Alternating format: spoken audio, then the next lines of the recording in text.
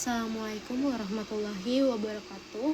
Perkenalkan, nama saya Alika Raisya, biasa dipanggil Raisya. Pada sesi praktikum kali ini, saya akan menjadi tutor yang mendampingi teman-teman semua.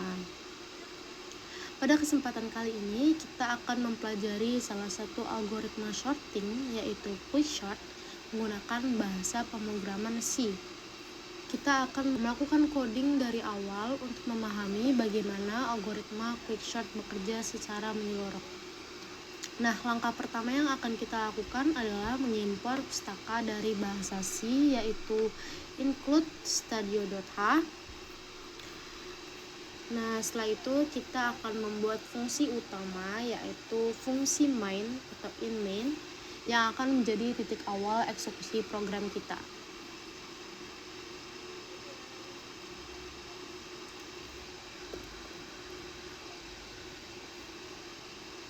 Nah, setelah itu kita akan sedikit menampilkan output untuk memberitahu pengguna bahwa ini tuh program Quickshort. Nah, di sini kita pakai sama dengan ya. Selain sih buat memperlihatkan ke yang akan memakai program bahwa ini tuh program Quickshort. Nah, sebenarnya ini opsional pakai sama dengan ini buat terlihat lebih rapi aja. Nah, kenapa kita pakai /n dulu? Karena setelah sama dengan nantinya kita mau ada jarak antara sama dengan dan tulisan si Quickshort program ini. Terus kita pakai /step untuk ada jarak antara pojok output dengan si Quickshortnya. Terus kita pakai /n lagi setelah Quickshort program biar ada jarak lagi dengan si sama dengan ini. Nah, lanjut, pertama-tama kita akan mendeklarasikan variabel n, gunanya adalah melambangkan jumlah elemen dalam array. Jadi jumlah elemen dalam array itu kita buat sebagai variabel n. Nah, di sini kita ingin pengguna untuk memasukkan jumlah elemennya secara dinamis, karena program kita ini nantinya secara keseluruhan adalah program dinamis, di mana dinamis itu adalah program yang inputnya sesuai masukan pengguna gitu. Sini kita tulis masukkan jumlah elemen dalam array. Nah, setelah itu kita akan gunakan scanf untuk mendeteksi si n itu berapa yang dimasukin pengguna. Kita pakai %d untuk membaca nilai integer, dan untuk memasukkan si input pengguna ke alamat memorinya itu kita pakai dan n. Jadi nilainya masuk ke alamat memori dan n, si n ini. Nah, operatornya itu pakai operator dan, operan dan gitu. Terus kita pakai printf /n lagi agar ada jeda antara masukkan jumlah elemen dalam array dan tulisan selanjutnya. Nah, selanjutnya kita langsung deh deklarasi array dengan nama ar dan tipe data integer. Dan ukurannya adalah n, karena tadi kita mau pakai input dari pengguna, arraynya mau berapa gitu kan. Terus setelah itu, nah kita buatlah fungsi input array. Nah, kenapa kita harus buat fungsi input array? Supaya kita ini nggak terus-menerus buat program perulangan untuk menampilkan array, maka dibuatlah fungsi input array. Nah, fungsinya dideklarasikan di luar main dengan tipe data void. Kenapa pakai tipe data void? Karena input array ini nggak akan mengembalikan nilai, dia hanya untuk menyimpan nilai si array yang akan dimasukkan pengguna. Nah, di sini kita pakai parameter integer r untuk sebagai arraynya, dan in n untuk jumlah ukuran arraynya sesuai yang pengguna tadi. Nah, di sini kita buatlah perulangan dengan nilai i-nya sama dengan 0, dimulai dari 0 i-nya. Kemudian i itu berhenti ketika nilainya sama dengan n. Dan kalau programnya benar, maka akan diulang terus dengan i++. Di dalamnya itu kita bakal pakai printf, masukkan nilai elemen ke %d, baru i+1. Kenapa kita pakai i+1? Dan kenapa pakai di sini pakai persen D? Karena kita ingin memberitahukan kalau ini tuh elemen ke, misal elemen pertama kan mulai pasti dari elemen ke satu dulu ya, elemen ke satu. Nah itu biar nggak ribet nulis elemen ke satu, elemen kedua kita pakai aja nih I plus 1, karena sejalannya dengan perulangan nilai I itu akan bertambah. Dan kenapa pakai I plus 1? Kan sebenarnya elemen ke 1 ya. Nah ini I nya kan sama dengan 0, indeksnya sama dengan 0 dari awal, jadi kita pakai I plus 1 biar nilai elemennya itu ke 1.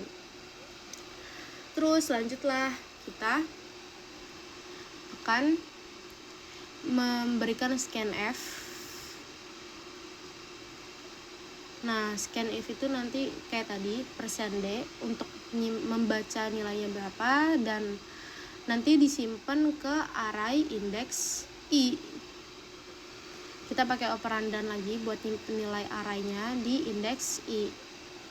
Maka udahlah selesai si fungsi input array ini. Nah kita lanjut tuh ke in main-nya. Tadi kan kita mau masukin si nilai array, berarti kita panggil fungsi input array dan kita masukin tuh parameternya di r, n. Nah lanjut, setelah itu kita akan menampilkan isi si array sebelum diurutkan. Nah kayak gini berarti kita butuh fungsi lagi nih, fungsi print array. Sebelumnya ini kita tulis dulu yang benar ya. Kenapa kita lagi-lagi pakai /n? Biar ada jarak antara kata sebelumnya dan sesudahnya. Printf sebelumnya dan sesudahnya. Kenapa ini? Kan tadi udah nih Kak /n lagi. Kenapa? Karena biar ada jarak 2 baris gitu. Nah sekarang kita lanjut, kita akan buat fungsi untuk menampilkan array. Kan kalau tadi itu fungsi untuk menyimpan nilai array sesuai pengguna. Nah sekarang kita buatlah fungsi untuk menampilkan array, sama datanya itu void karena kita nggak akan mengembalikan nilai. Nah kita pakai parameternya sama juga sama input array, yaitu in r dan integer n. Nah di dalamnya itu sebenarnya kurang lebih sama input array, cuman perbedaannya adalah di sini kita hanya menampilkan data, bukan menyimpan data. Jadi yang bakal kita gunain nanti adalah printf aja. Nah untuk for-nya sendiri, untuk perulangannya, karena kita kan sesuai input pengguna, jadi batasnya tetap n, tapi semua i itu selalu dimulai dari 0, indeks 0. Jadi i-nya sama dengan 0, i kurang dari n, dan i plus plus.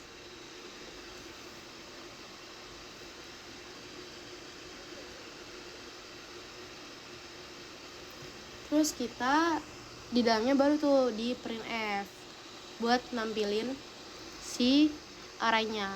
Pakai tanda kutip dulu, persen %d, kemudian koma r index i. Jadi gini ya, ketika mau menyimpan nilai kita pakai dan, tapi untuk menampilkan nilai kita nggak perlu pakai dan lagi. Terus ini printf /n untuk menjaga jarak antara array yang akan ditampilkan dan program selanjutnya. Tuh, terus sekarang kita balik lagi ke main. Setelah buat fungsinya, kita panggil fungsinya nih untuk menampilkan array sebelum diurutkan. Nah, masukin dah tuh parameternya r, n. Nah, kemudian sekarang kita ingin mengurutkan data yang sudah dimasukkan pengguna tadi. Si usernya udah masukin nih, sekarang kita mau urutin. Nah, kita mengurutinnya dengan algoritma quicksort. Sekarang kita buatlah si program quicksortnya. Kita buatlah fungsi quicksort dengan datanya itu void, karena di fungsi ini kita nggak akan mengembalikan nilai apapun. Di parameternya sendiri itu nanti bakal ada array yang ingin diurutkan dengan in r, kemudian ada in low, yaitu indeks awal dari bagian array yang akan diurutkan, dan in height untuk indeks akhir dari bagian array, dan n itu ukuran total array. Nah, udah. Jadi tadi low itu ada bagian array yang akan diurutkan, indeks awalnya, kemudian height itu indeks akhir dari bagian array. Itu jangan lupa ya. Nah, kemudian kita masuk ke fungsinya nih. Ada kita pakai kondisi gimana buat base case-nya. Jadi base case-nya itu ketika if low kurang dari height, maka elemen itu bisa diurutkan. Terus kita pakai in p. Jadi in p itu buat mendapatkan posisi akhir dari pivot. Nah, pakainya kita harus buat fungsi partition dulu. Nah, di partition itu kita pakai integer karena dia akan mengembalikan nilai dari fungsinya. Nah, terus kita pakai in r, dimana array itu yang akan dipartisi, terus indeks awal dari sub array itu low, dan in height itu indeks akhir dari sub array, dan in n itu total elemen dalam array. Kemudian kita deklarasiin nilai pivot atau elemen acuan atau pembandingnya itu sama dengan array index height. Kenapa dipilih array index height atau elemen paling kanan dari array? Itu karena sesuai ketentuannya, kalau bisa itu dipilih dari elemen yang paling akhir dulu. Tapi sebenarnya bebas ya mau pilih elemen dari mana. Terus kita deklarasiin in i itu buat batas indeks terakhir dari elemen yang lebih kecil. Jadi in i itu sama dengan low min 1. Jadi ingat ya, digunakan untuk menyimpan batas indeks terakhir dari elemen yang lebih kecil dari atau sama dengan si pivot. Nah, kenapa mulai dari low 1 tadi? Agar saat menemukan elemen kecil, i++ langsung menunjuk indeks pertama yang sah. Terus kita masuklah nih ke perulangannya, kita pakai j. Nah, j-nya itu bergerak dari low, makanya dia sama dengan low. Nah, berhentinya ketika j itu sama dengan bukan sama dengan ya, tapi lebih dari height min 1. Kenapa sebelum height itu? Karena pivot di akhir nanti nggak akan dicek. Nah, tujuannya ini buat mencari elemen yang lebih kecil dari atau sama dengan pivot. Jadi perulangan ini adalah tujuannya untuk mencari elemen yang lebih kecil dari atau sama dengan pivot. Terus di sini ada pembandingnya nih. If array index j kurang dari sama dengan pivot, karena kan kita mau bandingin ini kurang dari atau enggak. Nah, kalau misal iya, berarti i-nya dinaikin. Nah, i ini mewakili slot kosong untuk elemen paling kecil. Terus si array index j ini ditukar sama indeks i di swap. Nah, kita butuh fungsi swapnya ini, maka kita buat dulu nih fungsi swapnya. Void, kenapa pakai data void lagi-lagi? Karena dia tidak mengembalikan nilai. Nah, void swap ini dia pakai pointer. Nah, kenapa kita di sini pakai pointer A, pointer B? Nah, fungsinya itu buat menukar dua elemen, tapi dia itu nggak hanya salin nilainya, tapi lokasi dalam memori arraynya juga berubah. Makanya dia pakai pointer. Kalau semisal nggak pakai pointer, berarti dia cuman menyalin sementara si nilai parameternya itu. Nah, karena pakai pointer, variabel aslinya yang ditukar. Nah, integer pointer A ini berarti parameter A adalah alamat dari variabel integer.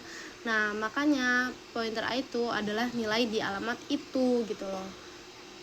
Dengan ini, perubahan di dalam fungsi swap akan langsung mengubah isi variabel asli. Kenapa kita pakai pointer? Kalau pointer tadi balik lagi ya, menukar salinan nilainya saja, tidak berdampak ke array. Tapi kalau pakai pointer, nah dia itu elemen asli dalam arraynya itu benar-benar berubah. Terus kita balik lagi ke partition. Nah, di partition ini kita panggil lah si fungsi swapnya. Jadi ketika nilai array index j kurang dari sama dengan pivot, maka dia akan menjalankan si i++. Dan dia akan menukar indeks array index i dengan array index j. Kenapa ini pakai dan ya? Karena biar ditukar tadi. biar ditukar elemennya langsung dalam alamatnya gitu. Jadi harus pakai dan RI.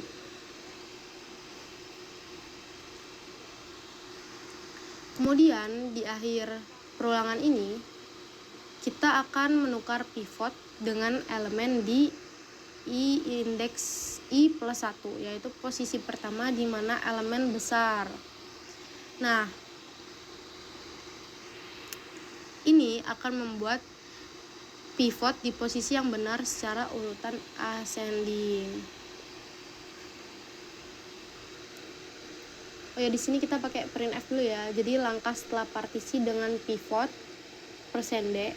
Nah, yang persen D ini buat array indeks I plus 1 buat nampilin pivotnya. Terus kita print array juga buat ngelihat apa aja nih yang udah berubah dari arraynya. Terus kan tadi ini kenapa kita pakai integer, karena kita akan mengembalikan nilai, yaitu return I plus 1. Kenapa yang dikembalikan nilai I plus 1? Karena kita akan mengembalikan posisi akhir pivot setelah partisi. Nah, ini yang nantinya akan menentukan batas rekursi kiri dan rekursi kanan. Terus kita lanjutlah ke fungsi quicksort. Kan tadi sampai in P sama dengan partition. Nah, kita panggil fungsi partition di sini buat membagi array dan mendapatkan posisi akhir dari pivot. Kan tadi kita mau kembaliin nilai si I plus 1 ya, si pivotnya. Nah, makanya di sini dideklarasikan lagi si pivot sama dengan partition are low, high, dan end. Nah, kemudian setelah partisi si P-nya itu udah benar, si P-nya itu udah benar, kita rekursif nih, ada bagian rekursifnya. Kita panggil si fungsi quicksort itu sendiri. Nah, manggilnya dengan yang pertama, ini buat yang elemen kiri itu quicksort R low P min 1 N. Kenapa P-nya min 1? Karena rekursi ini ke bagian kiri array. Jadi otomatis elemen yang lebih kecil daripada pivot. Makanya P min 1. Kemudian kita buat partisi yang kanan ini. Itu quicksort R P plus 1, high, N. Nah, ini diperhatiin lagi ya. Masalah penempatan low sama P min 1-nya. Kenapa low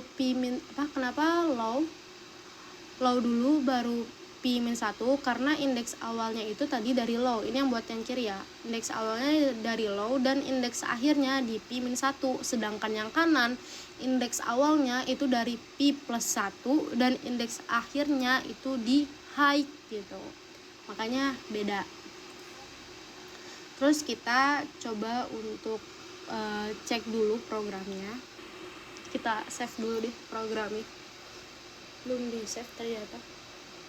Kita run, di execute, di compile dulu, kita cek. Ada yang salah, oh ini masih ada yang salah. Oh ini kurang titik koma. Kemudian kita execute lagi, ada yang salah lagi. Expected titik koma lagi, execute, compile. Nah, di sini tulisannya implicit declaration of function. Berarti urutan functionnya ini masih salah.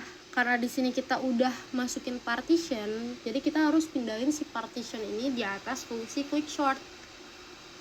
Nah, sekarang bentar.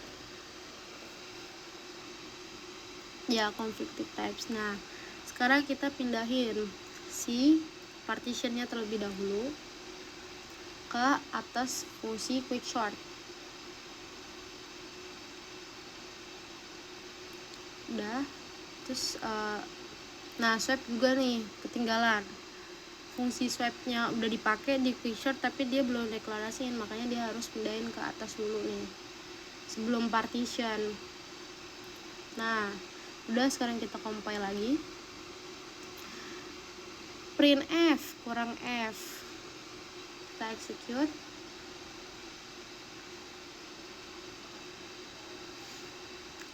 Nah, udah semua. baru kita coba run.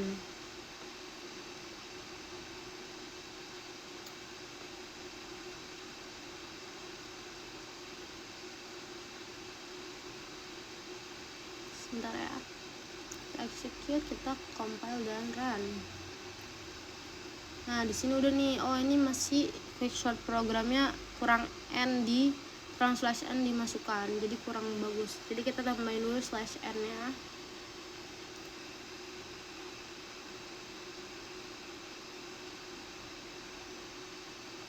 Kita compile run. Nah ini udah lumayan. Kita masukkan jumlah elemen dalam array, misal 4 lihat, terus kita masukin nilai elemen ke satunya 3, 2, 1, sama 4. Nah terus isi array sebelum diurutkan. Nah ini programnya udah selesai nih. Kenapa udah selesai? Karena kita belum manggil si fungsi quickshotnya. Jadi kita panggil dulu fungsi quickshotnya. Nah sekarang kita tambahin codingannya. Di panggil quickshotnya dengan parameternya itu r, terus indeks awalnya dari 0 dan indeks akhirnya dari n-1, kemudian ukuran arraynya itu n. Terus kita printf isi array setelah diurutkan.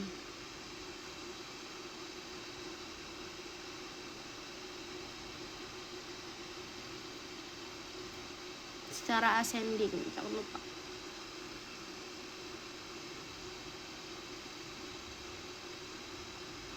Nah kita tampilkan si array dengan fungsi print array lagi.